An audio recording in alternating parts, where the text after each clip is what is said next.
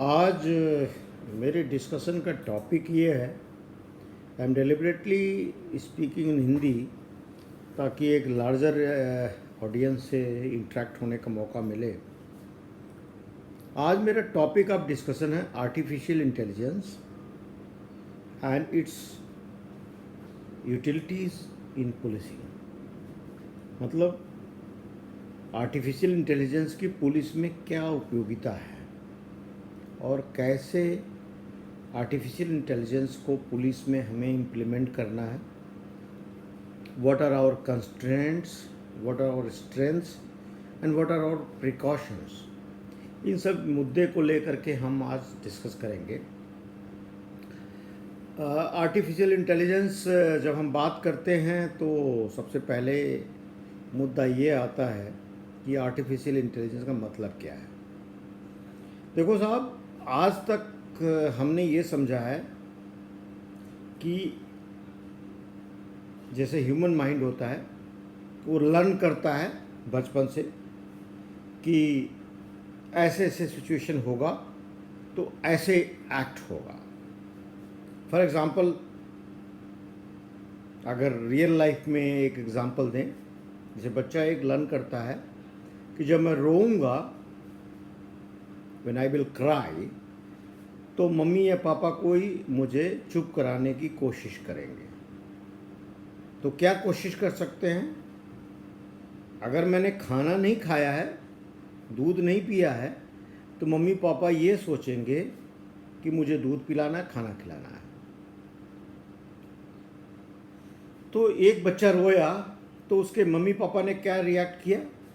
देखा, अच्छा खाना खाए हुए काफ़ी देर हो गया है, दूध पिए हुए काफ़ी देर हो गया है। अगर ये सब चीज़ें नहीं है तो सोचेंगे कि इसको कोई दर्द हो रहा है। तो कैसे सोचते हैं उसके मम्मी पापा? क्योंकि एक लर्निंग एक्सपीरियंस होता है। कैसे लर्निंग एक्सपीरियंस होता है? अगर वो बच्चा सवेरे दूध पिया हुआ है, 5 घंटे हो गए, तो सोचेंगे डेफिनेटली वो बच्चा भूखा होगा। अगर चलो अभी तुरंत कुछ खाया हुआ है तो उसको लगा होगा कहीं इसको चोट तो नहीं लग गई, कहीं गिर तो नहीं गया, वो देखेंगे। अगर वो भी नहीं है तो देखेंगे कि इसको कोई प्रॉब्लम तो नहीं है। स्टमक को टच करेंगे, उससे बातें करेंगे, and the child is not well spoken in the sense that को बोल नहीं सकता अच्छे से। तो ये हुआ हमारा पेरेंटल इंटेलिजेंस। अब साहब इसको रियल टाइम में लाते हैं। एक बच्चा अगर रोता है तो क्या हो सकता है? इसको हम अलगोरिथम से इसको डिसाइड करते हैं। अलगोरिथम क्या है? ये लॉजिक सिस्टम है जिसको ऑन द बेसिस ऑफ हम एक्सपीरियंशियल लर्निंग को उसमें इम्बाइब करते हैं और अकॉर्डिंगली हम लॉजिक्स को फ्लो कराते हैं, डिफाइन करते हैं। तो साहब हम एल्गोरिथम डिसाइड किए, बच्चा अगर रोता है तो क्या कारण हो सकता है? भूखा है, बहुत देर से अपनी मम्मी पापा के पास नहीं रहा है, चोट लगी है, या कोई उसको प्रॉब्लम है अंदर, इसलिए रो रहा है। ये हमारी एक ह्यूमन इंटेलिजेंस है। इसको हम ऐसे तरीके से हम सोल्यूशन प्रोवाइड करते हैं। इसी तरीके से साहब आर्टिफिशियल इंटेलिजेंस है।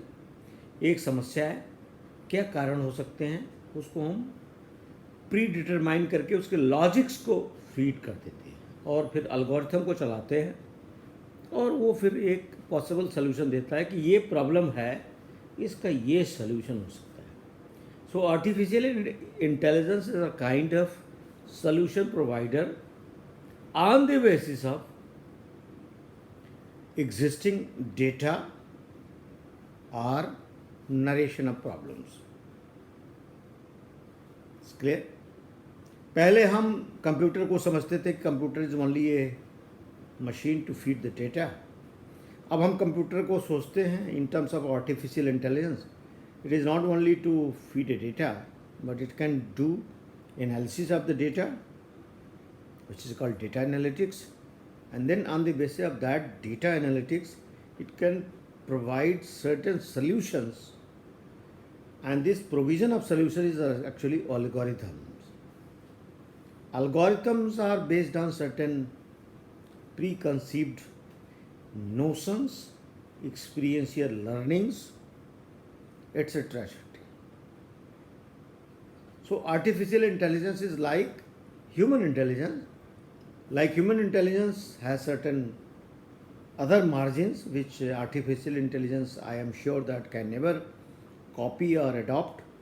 Human intelligence can be a commonsensical, experiential, and can be sometimes very extempore in solving the problems on the basis of revelations, on the basis of sixth sense, on the basis of random common sense. But artificial intelligence is based on certain fixed logics, fixed algorithms, decided on the basis of fixed data. So as the data improves, so the artificial intelligence improves. As the algorithm, so is the artificial intelligence. If algorithm is biased, then the artificial intelligence is not going to be universal in the sense of its adaptabilities or its acceptance.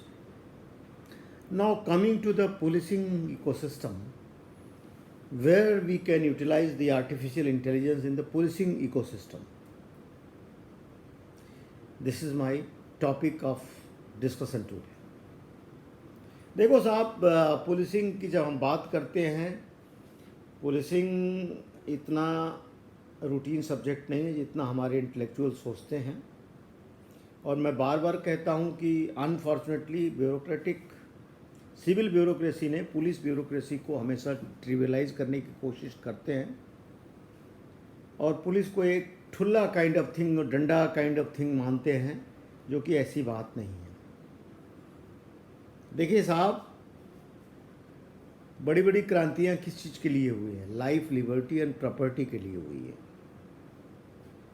Life, liberty and property, these three things are so important in the human history and civilization that we have revolutions for them. Kingdoms have been thrown, had been thrown, will be thrown for these inalienable rights or entitlements as you wish to interpret. अब साहब बात ये होती है कि अगर police, life, liberty and property, and you can add so many add-ons like dignity, etc. इन सबको protect करती है, तो why should we not upgrade the police as we do upgrade other departments? We are very much eager to upgrade health department. We are very much eager to upgrade the military departments. We are very much eager to improve commerce department. But when it comes to police, somehow there are certain mental blockades and biases. वो लगता है police बस ऐसे है, डंडा लेके सिपाही घूमेगा और सारी चीज़ें हो जाएगी, पुलिस वाले सब सक्षम है और पुलिस वाले सब कुछ कर सकते। This is a basically a kind of prejudiced and very I can see it is a very contemptuous kind of attitude towards police. साहब पुलिस डंडा तो एक पार्ट है, force is the feature of sovereign. It's not a police. Police is just to implement the sovereign dictates, commands, orders. So force is required because somebody may not be very obedient to follow them. Then the police comes, then the force comes. Police साहब ये बड़ा narrow perspective है police को देखने के लिए। किसी भी कंट्री को ग्रो करने के लिए क्या चाहिए? Internal and external peace. External peace means armed forces are able to secure the boundaries and security forces, police forces are able to provide secure, peaceful, and safe atmosphere to all citizens and people of the society. तो साहब police सिर्फ ये नहीं है, थाने को आप simply एक department नहीं समझे. It decides life, liberty and property of the people with in the jurisdiction of the police station. एक जगह पे जहाँ पे किडनैपिंग हो रही हो, जहाँ पे मर्डर हो रहा हो, जहाँ पे स्ट्रीट क्राइम हो रहा हो, जहाँ पे औरतें सेफ नहीं है, जहाँ पे आदमी की डिग्निटी सेफ नहीं है, वहाँ क्या डेवलपमेंट हो सकता है? कुछ भी नहीं होगा. So when we plan our development we must focus on the policing. The response and infrastructure of policing is a very, very primordial to overall development of a society. अगर NYPD या Scotland yard इतने बड़े बड़े नाम हमारे ज़बान पे आते हैं तो इससे ही पता लगता है कि कितनी इम्पोर्टेंट है. और आज के समाज में, आज की दुनिया में जब हम भारत देश को देखते हैं, I am sorry without commenting, there was a state जिसको कहा जाता था जंगल राज है, और उस स्टेट को बीमारू स्टेट में दर्जा होता था और वहाँ डेवलपमेंट नहीं होता था, और वहाँ के लोग बहुत अच्छी अच्छी जगहों पे एजुकेशनल और टेक्निकल स्किल्स लेके एक्सेल करते थे. तो वहाँ बोला था जंगल राज. वहाँ कभी किसी की लंबी गाड़ी देखा किडनैप हो गया, कभी कुछ हुआ. आज वही स्टेट पे जब रूल ऑफ लॉ आया और जब पुलिस इफेक्टिव हुई तो वहाँ डेवलपमेंट हो रहे हैं, एक्सप्रेसवे हो रहे हैं, हाईवे हो रहे हैं, स्टार्टअप्स हो रहे हैं, लोग एग्रीकल्चरल स्टार्टअप्स कर रहे हैं, नदियाँ क्लीन हो रही. तो ये मेरे को लगता है कि political executives and politicians should not be overwhelmed और over convinced by the civil bureaucracy that police से कोई फ़र्क नहीं पड़ता है. Police does not give you political success. ये बहुत गलत नोशन है. A good policing gives you success. A good policing actualizes democracy. A good policing creates an ecosystem where good governance can prevail. Good policing is the precursor of the good governance. So this should be taken as a matter of fact before understanding the policing. So I do not want to deviate from my topic, artificial intelligence and policing. So how much policing is an important, how much artificial intelligence can be important? These are the issues now. Artificial intelligence कहाँ कहाँ police में उपयोगी हो सकता है? सबसे बड़ा field आता है वीडियो एनालिटिक्स. मतलब हम हर जगह सीसीटीवी कैमरा लगा के रखते हैं.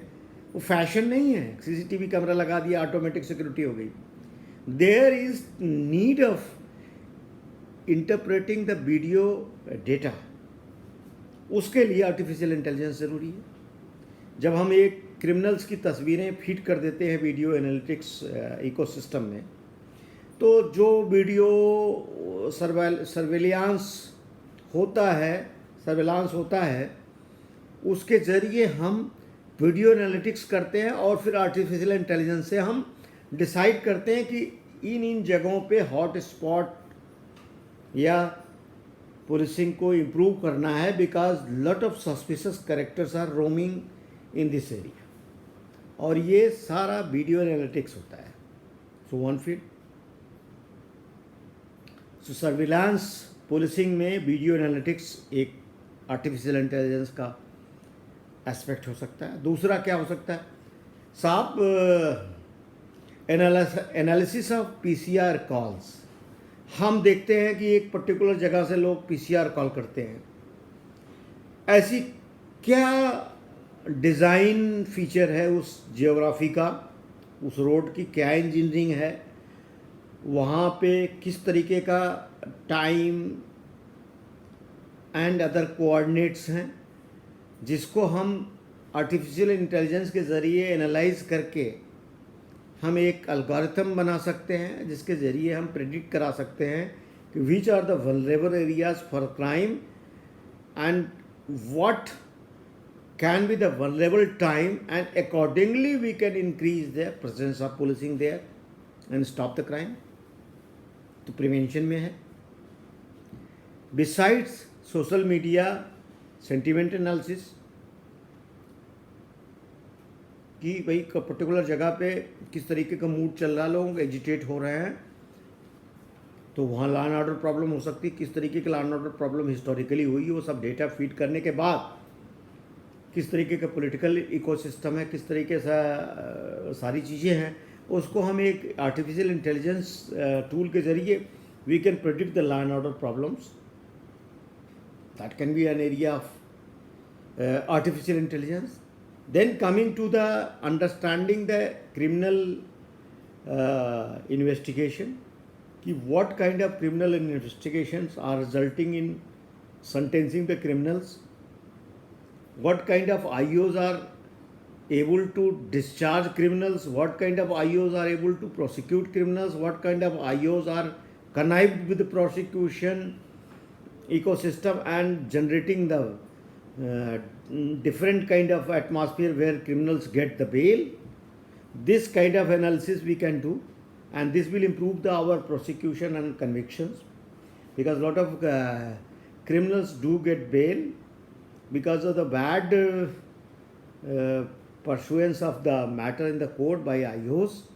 So here we can have the not only the IO's liberty to defend the position of the department, but a material analysis, a data-based analysis report generated and given to the IO to present to the court whether the release of the person on the bail is going to help the public safety and public interest or not.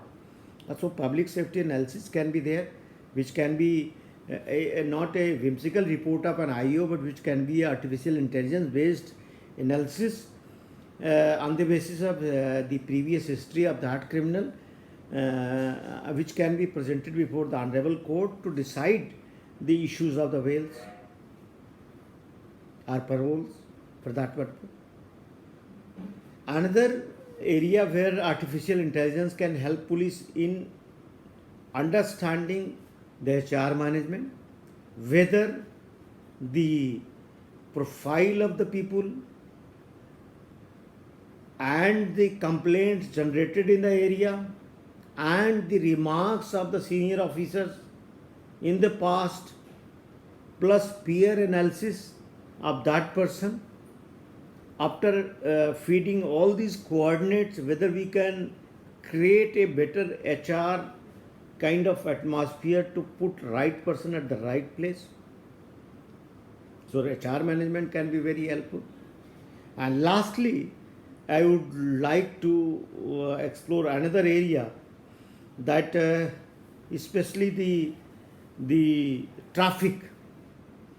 Which are the roads which generate fatal accidents, at what time, and what are the road coordinates and road engineering, and accordingly deployment of traffic to stop that. What kind of traffic jams created, based on what factors, based on the experiential learning, how to stop that. An algorithm can be developed and that can be deployed on the ground and can be monitored or deployed accordingly. So that can be very important area for artificial intelligence with regard to traffic flow implementation. Another important area where I would like to use the artificial intelligence is the creation of history sheets. We all have a different and understandable standard of norms regarding creation of history sheets. So the moment a criminal becomes eligible to be created history sheet, why we should await SHO to start that? Why not artificial intelligence based on the CCTNS ecosystem can generate the history sheet, and based on the data and other coordinates, it can create a history sheet, and only it should be signed electronically for keeping surveillance. So all these ideas are just an indicative effort to show where artificial intelligence can be utilized, explored in the policing. So my lecture is actually इसी field में है. तो आज का lecture सिर्फ इतने के लिए. Thank you very much. God bless you. Happy Rakshabandhan. Thank you. नमस्कार.